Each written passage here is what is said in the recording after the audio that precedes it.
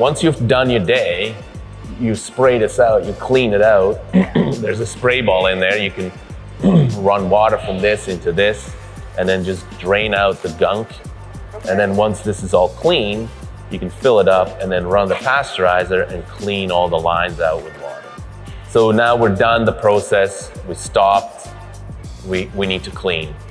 So we cleaned the tank. We rinsed it with water. What we do first is go to the cleaning button, lower the set point. We don't need 90 degrees Celsius. You can lower it to 50 C. And 50 C is because our caustic cleans best at around 50 C. Yours might be different, so figure that out. Your pasteurization temperature, we can set down to 5 because we want it to run. We don't need it to be at 83. And then your cleaning time, ideally caustic runs for 20 minutes. By the time you do around 30 minutes. We set it to 30 because while it's running in a cycle, you can do other things. You can even do this 60 minutes and start cleaning other things. This just cycles, that's fine. Once you've done production, you clean your tanks, you fill it with hot water. Then you push your product out of the coils. So basically, once you've done production, there's still product in the coils. What we do, we have a separate tank that when we're done there, we just switch tanks over. In your case, you can add a tank to that outlet valve. You close the one, you open the other, and then whatever product is still in this line, you push out. There's maybe 100 liters still in here. So you can push that out. Now, I would add a sight glass. Or even better, right here, between this and this, add a sight glass so I can see what comes out of the hot holding line. So that when I see water coming out of there, I can now stop the process. Because at the end of the day, I will see how much product is left. I have my tank with water. Once I see this, there's no more product, I switch to water and I keep running it in normal mode, pasteurization mode. It's basically a seamless, this one's off, this one on, and I push out my product. And then the product is pushed out, I see when water comes out, now I stop the process. Because I don't want water in my bottles, right? In my product. But that's important to have a sight glass here so I can actually see what's coming out. So you run your water through. So in this mode, I go 55, 30 minutes, and I'm gonna start my cleaning. So I have filled clean water in the tank, and I start my cleaning, and I can now, this is my back valve. I open this, and I close my tank. So I'm not gonna flush any debris back into my tank, because this is what comes out. And so I don't wanna flush anything into my tank. So I'm going to close the back valve tank and I'm going to open there. Then I'm going to start this process of the cleaning, and you will see that both valves are open. So there should be, and now the outlet valve is open, and you can see it here counting up to my 30 seconds. So outlet valve 10 seconds. So I go 10 seconds out of here, 5 seconds out of there,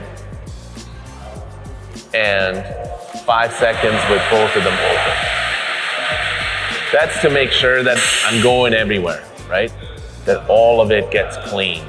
I have cleaned out all my stuff now. Now I stop. So when clean water comes out of all the lines, I have now pushed all the product out of my pasteurizer. Now I mix my caustic, and we do a 2% solution for caustic. So 100% caustic, 2% diluted to 2. So for every 100 liters, 2 liters of caustic, or 2 kilos of caustic. So you mix your solution, again, in an external tank, and then you run the caustic. Again, sight glass is really nice because you can see often when the caustic comes out, because now you have water in there. about 100 liters. So if you mix your caustic, you have to calculate that you have 100 liters in there. So you have to add 300 more mils to your solution, or however many that is, because in the pasteurizer itself it's about 100 liters.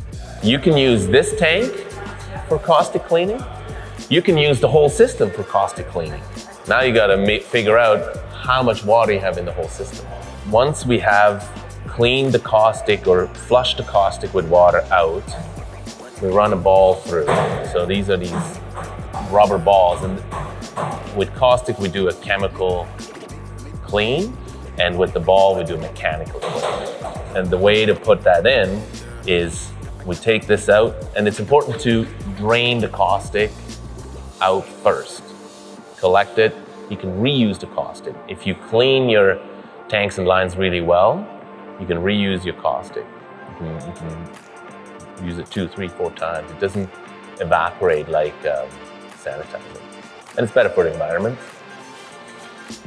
So then, once you're sure that there's no more caustic in there, you open this bottom valve. So you loosen this up. You take your ball and you put it in here, and you put it back on. Tighten it up. Now the ball is in this line. On this side, now the ball will run through all the coils, and it will come out on this side. So here, you gotta take the temperature sensor out. Right now, you will have a hose there back into a drum of some sort. The ball is in there, and all I do is I start my cleaning process again. We start the process, and you will see now hot water coming out of there, and you can capture this water now, and then you would know how much is actually in the coil. If you could capture this water, right? Then you know exactly what's in here. They may clean the floor too. And now the air that was in the system when I opened it, we lost a bit of, and you should see the ball here in a second.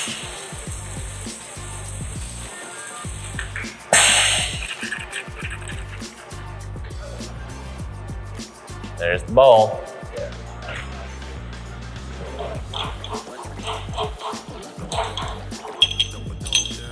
Yeah, here's your ball.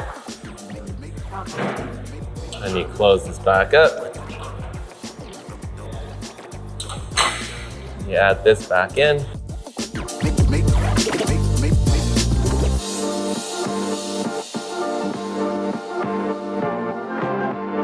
And so now we scrubbed it and we're ready for sanitation. You know your liters, you add the sanitizer in there, and you cycle it in simple steps. When the product is done, flush with water. Once you flushed everything with water, run caustic. Once the caustic is done, flush with water. You can't mix caustic and sanitizer. Bad idea. Once you flushed with water, you now have water again in the line, add your sanitizer, cycle your sanitizer, done. Drain everything. The ball you do after the caustic. So you run the caustic, you flush the caustic, then you run the ball, and then you do the sanitizer.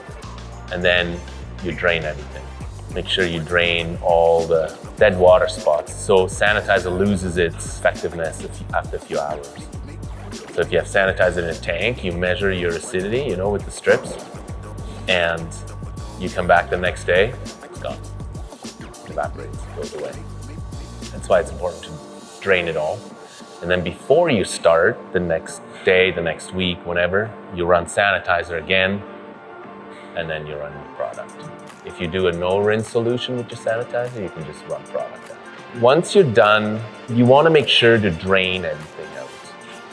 You want to make sure that all the lines are drained. And the way to do that is, again, you open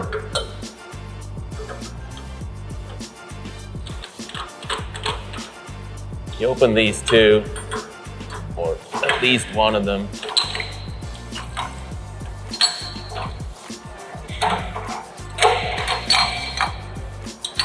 And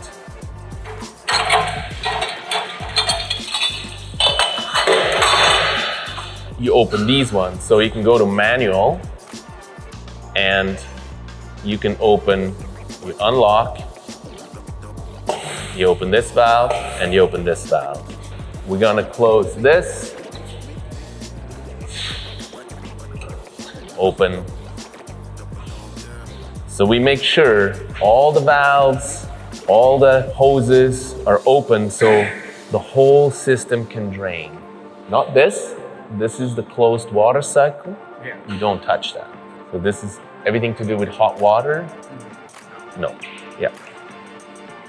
And now everything drains out, but it's important to keep open these valves. Otherwise, the water does not drain. I mean, you can open this too, or you can open this one, right?